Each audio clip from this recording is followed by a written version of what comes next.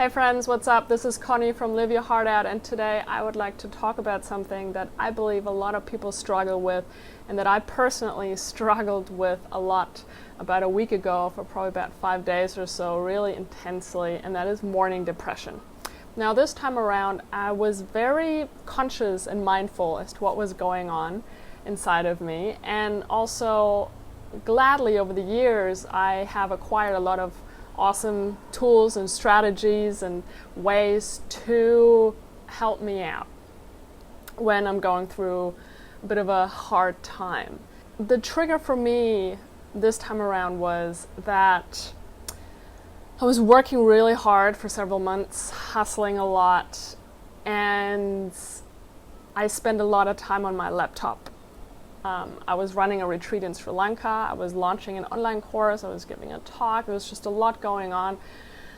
I was spending way too much time on a screen, let it be my laptop, let it be my phone.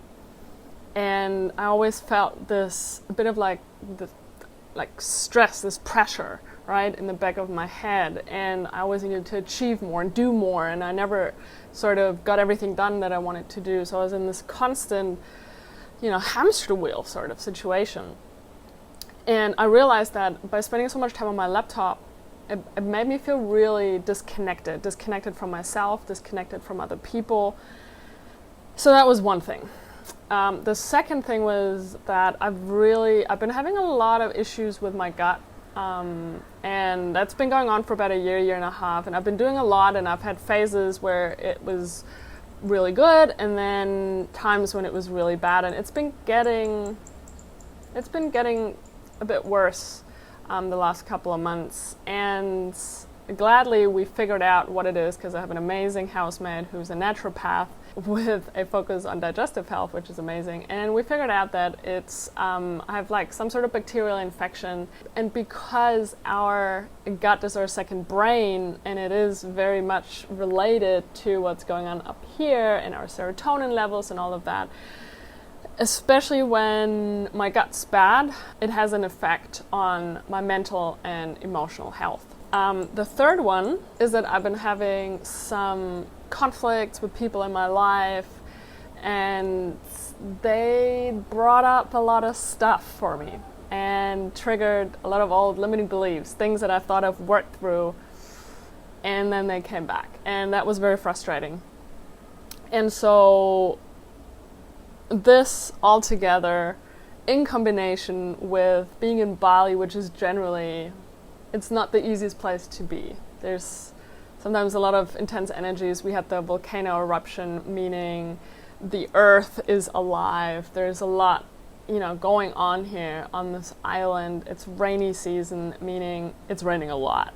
And it also really kind of puts the energy down. And so all of this is just a really beautiful smoothie of, a very fertile ground for not feeling awesome and for struggling emotionally, in my case. And that happens most intensely in the mornings for me.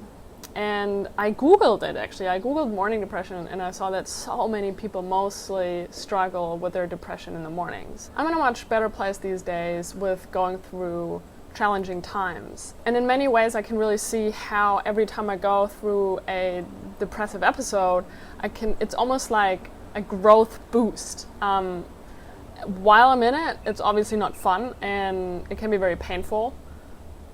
But when I'm out of it, like now, I always see just how it benefits me. There's a reason why I have to go through these phases, and each time that happens, and usually it lasts for, in my case anyway, for like 4, 5, 6, 7 days in its more intense form. It helps me grow.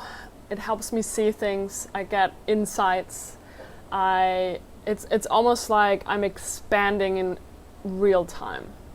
So there's definitely a sort of benefit to it. And I also generally, I believe that life doesn't happen to me, it happens for me, even though while I'm in one of those down phases, I definitely also like to bathe in, my misery and And that obviously in itself perpetuates all of it. It's this vicious cycle. And once I come out of it, I gain perspective and get out of that place of being the poor victim. So there's always lessons in depression. Now, I don't know the real reason why depression is usually the worst in the mornings. It might be because serotonin levels are really low, and that's one thing that never really, helps anyway, is you waking up, you're in bed, and then it's really hard to get out of bed, so you just kind of roll around and you get stuck in your thoughts, you get stuck in your brain. And as much as our brain is a great tool and a great computer, in many ways, when you're in that sort of situation, it doesn't really benefit you. And some thought processes in our brain cause negative emotions, and they in turn cause negative thoughts, more negative emotions, and then it's just this crazy eight of, sadness and maybe anger and feeling lost and lonely, and then it just keeps vicious cycle in its best form. So that's the one thing that really doesn't work, is staying in bed and just kind of surrendering to that. Another thing that really doesn't work is being on your phone, scrolling through your social media feeds forever and ever and ever, because it kind of takes your thoughts off maybe for a few minutes from all that negative stuff, or maybe distracts you from those negative emotions. But essentially, I have found out anyway for myself that looking at a screen, and especially going through your social media, it keeps on disconnecting yourself from yourself.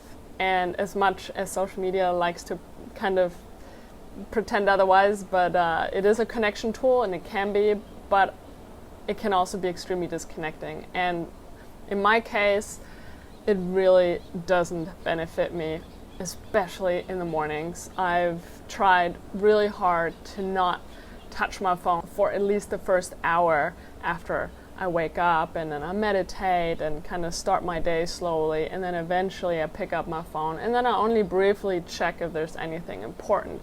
I don't get stuck scrolling and scrolling and scrolling on all these different, channels, let it be Facebook or Instagram or whatnot. So the first thing is really to get out of bed quickly.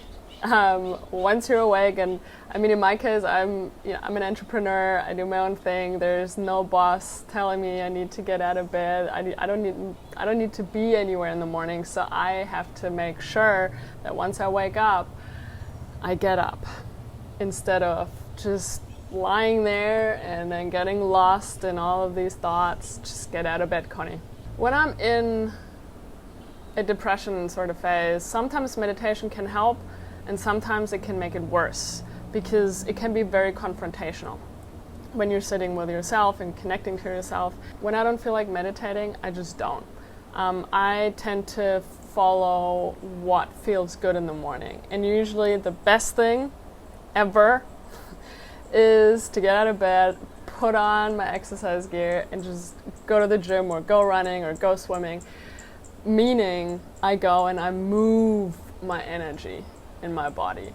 And that, maybe that's another reason why depression is very common in the mornings, is because we wake up, and then because we haven't moved all night for like 8, 9, or 10 hours, however long you sleep, there is energy stuck in our bodies. And so the best way to get out of a funk, I believe, in the mornings is to go out and move your body, is to exercise. And so I have started, especially when I'm in a phase like that, I like to do cardio stuff like running or swimming, because that really gets me out of here.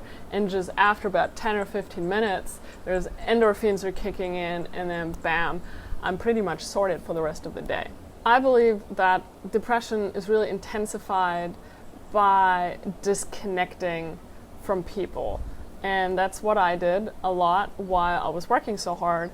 I said no to a lot of dinner invitations or coffee dates or whatever. And so I really made an effort, once it clicked, that I actually felt really disconnected, and that was one of the reasons why I felt depressed. I made sure to go out more, to spend time with friends, to go on coffee dates, to go for lunch. And also, instead of waiting for other people or friends to contact me to do stuff, I would go out and ask friends and whoever to, hey, do you want to go and do this? Do you want to go and do that? Because it's too easy especially when you're in a down phase like that, to kind of wait for other people to come up to you and invite you out. When I'm really deep down in a depressive phase, I kind of question everything. I question the meaning of life, basically, a lot. That in itself, a lot of times, is not very healthy and beneficial. However, because I'm on such a quest to find meaning in life and in what I do in my existence, especially in those days, I go out and I read books or articles, or I watch videos by amazing spiritual teachers or great thinkers or scientists, whatever, who are, kind of on a similar journey to figuring out how everything works and why we're here. And so last week I went back and dove into some Buddhist teachings. I listened to stuff by Joe Dispenza. I listened to some amazing podcasts, or Oprah actually has an amazing podcast where there's some interviews that she does with amazing spiritual teachers. Also, Buddha at the Gas Pump is a really good one.